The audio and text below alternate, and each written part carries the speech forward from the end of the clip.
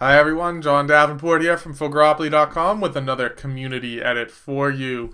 This week we're going to be working on a photograph submitted again by another forum member, RevDFW, and it's a pretty cool photograph of the moon rising here.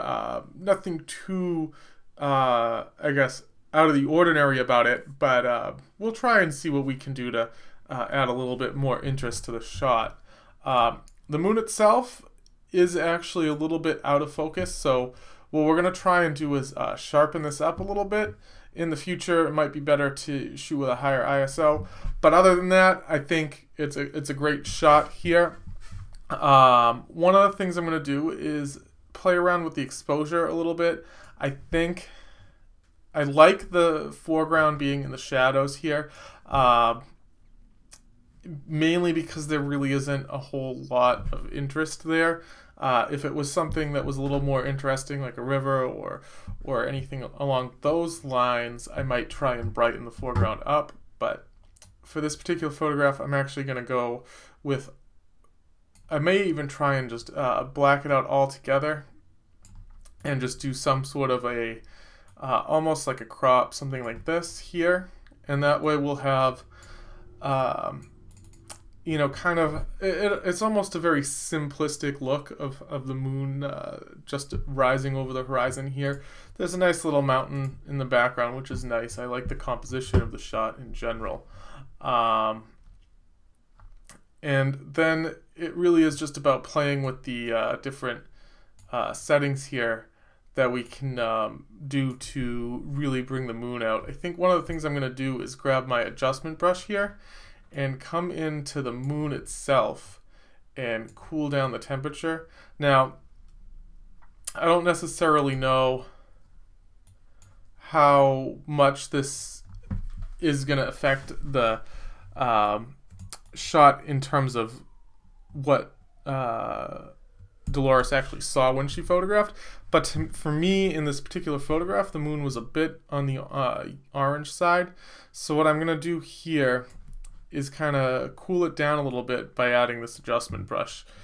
And I may raise the exposure just a little bit here. And I'm just playing with some of the other sliders really quickly just to see if I can do anything else. I'm going to really crank up the sharpness also, and that'll hopefully help define the moon a little bit better there. So that's pretty good, I guess. I do want to try and get it a little bit better. What I might end up doing, you know what, let's try this. Let's go in and basically add a second, there we go. So basically I'm adding a second adjustment brush on top of that first one, and that's really allowing me to bring that blue tint back into the moon and give it almost a silver look, which is a little bit more what I would anticipate the moon to be like.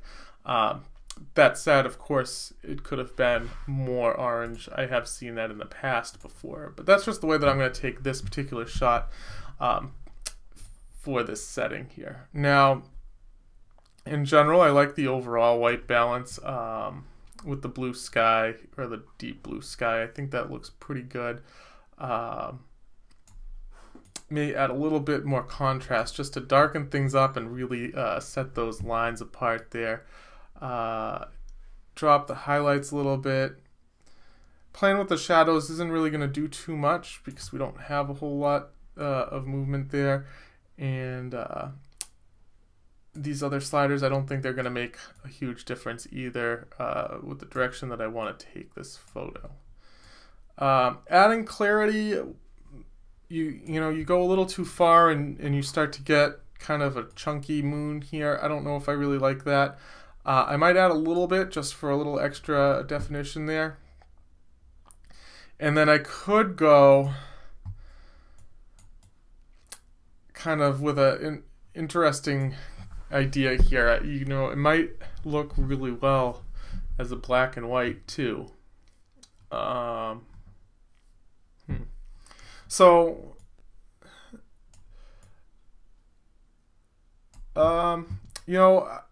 I'm trying to decide whether I want to go a full black and white or just kind of a desaturated look here. So what I've done here is I've reduced the vibrance slider and the saturation slider quite a bit here. And this is bringing kind of almost a silver look to the photo. I think it looks pretty good. And you can play around with your sliders to your temperature slider to kind of control the overall look a little bit. So that's what I'm doing with my temperature slider. I'm actually warming the photo up a little bit, which adds a little more yellow in and kind of balances out that silver effect of the black and white. So, I mean, this is kind of the general idea where I've ended up with this photo. Something that could be fun to try would be kind of like this little thing here where you kind of like paint in a little bit of a foreground kind of light in the foreground with an adjustment brush, but I'm not sure I like it. I mean, I guess that does add a little bit more interest to the shot, brightens up the foreground, and it gives it a little bit more depth to the shot, so maybe I'll leave that in there. Anyway, so that's kind of where I am with this. This is where the photo started. Plus we did that nice crop there, and then here's where we ended up.